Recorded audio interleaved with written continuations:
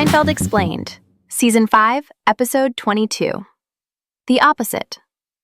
George discovers that doing the exact opposite of every natural instinct transforms him from unemployed loser into confident Yankees executive, while Elaine's success collapses entirely through trivial choices that create catastrophic chain reactions. Stopping for candy during a medical emergency ends her relationship, and returning a handkerchief during a crucial business meeting destroys her entire company. Jerry remains perpetually even Steven, perfectly balanced, while his friends' fortunes swing wildly in opposite directions. George is at the beach having his existential crisis moment. Unemployed, lives with his parents, watches a beautiful woman walk by knowing he could never approach her. He announces that every single decision he's ever made has been wrong. This is rock bottom.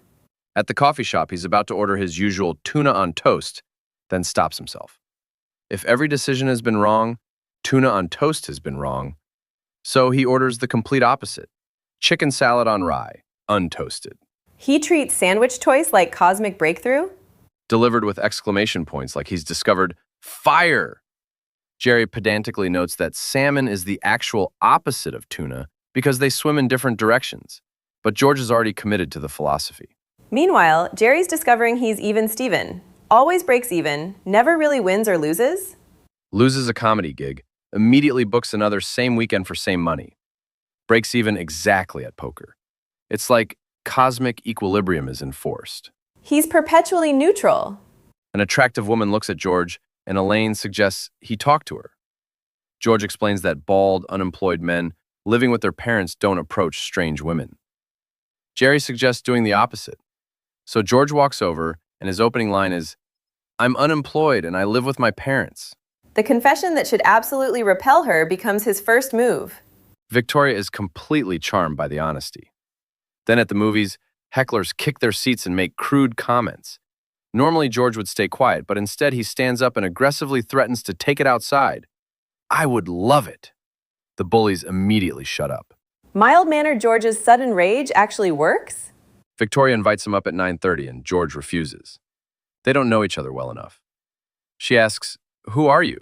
And he responds, "I'm the opposite of every guy you've ever met." Meanwhile, Elaine's at the theater when the manager tells her Jake's been in a car accident and is at the hospital. And Elaine immediately asks for a box of Juji fruits before leaving. Emergency information fails to override candy impulse. The counter was right there, so stopping seemed efficient. She's treating medical crisis like logistics problem.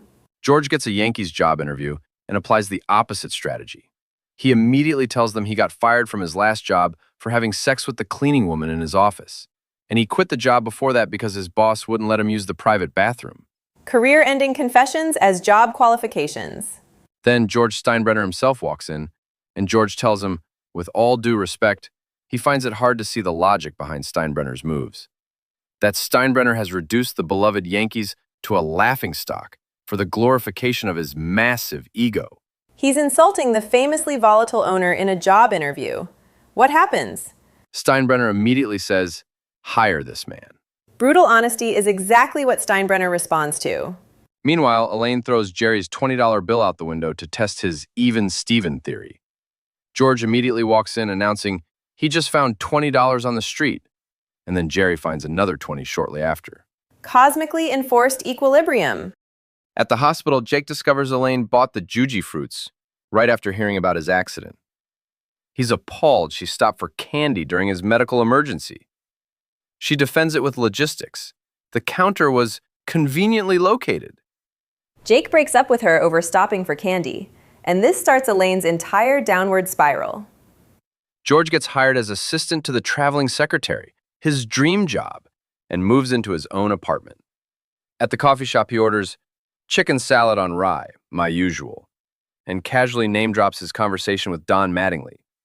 Chicken salad is now his usual after ordering it once. Complete transformation from beach despair to casual executive authority. Meanwhile, Kramer's coffee table book gets published, and he books Regis and Kathy Lee for publicity.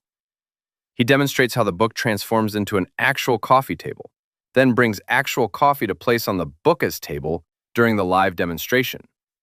Wait, he brings coffee to demonstrate a coffee table book? Takes a sip and immediately spits it all over Kathy Lee's outfit on television. The product and demonstration method combine for live TV disaster. Publisher cancels all future appearances. The coffee itself destroys his publicity opportunity. But Elaine's situation gets much worse. She's already lost Jake, now gets an eviction notice from accumulated violations. Jewel thief, Jehovah's Witnesses, Canadian quarters, all catching up to her. Everything's collapsing at once. Pendant Publishing's merger with Japanese conglomerate Matsushima is crucial for the company's survival. Mr. Lippman has a cold and is using a handkerchief. Right as the crucial meeting is happening, Elaine chases after Mr. Lippman to return his handkerchief. Trivial courtesy during the most important moment? The Japanese chairman sees the handkerchief and refuses to shake Mr. Lippman's hand due to germ concerns. This gets interpreted as a grave cultural insult. The entire merger collapses.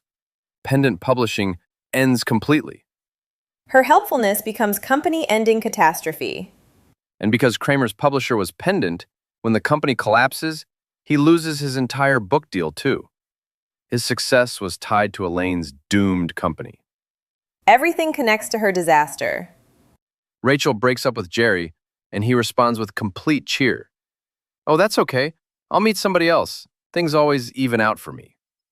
Total lack of emotional reaction, because he's confident in cosmic balance. Treats relationship ending like missed train. At the coffee shop, George is riding high with his Yankees job and new apartment, while Elaine has lost her job, promotion, boyfriend, and apartment. She watches George's transformation and realizes with complete horror, "I've become George." The inversion is complete. As George escapes being George through the opposite strategy, Elaine transforms into him. She now embodies the failure state George just escaped from, and Jerry remains perfectly balanced in the middle, his even-Steven equilibrium maintained by their opposing trajectories. When one friend is up, the other is down. The episode works because George's instincts are so comprehensively wrong that inverting them completely creates perfect success, while Elaine's trivial choices, stopping for candy, returning a handkerchief, create catastrophic chain reactions. And Jerry observes from his cosmic equilibrium, perpetually neutral, while his friends' lives swing wildly in opposite directions. The opposite strategy proves George's instincts are mathematically certain to be wrong. Every natural impulse inverted produces success. Elaine's recognition that she's become George establishes the complete inversion. As he escapes failure state, she enters it. And Jerry's even-Steven equilibrium makes him weirdly passive. No emotional investment because cosmic balance is guaranteed, treating breakups and missed opportunities as temporary fluctuations that will correct themselves.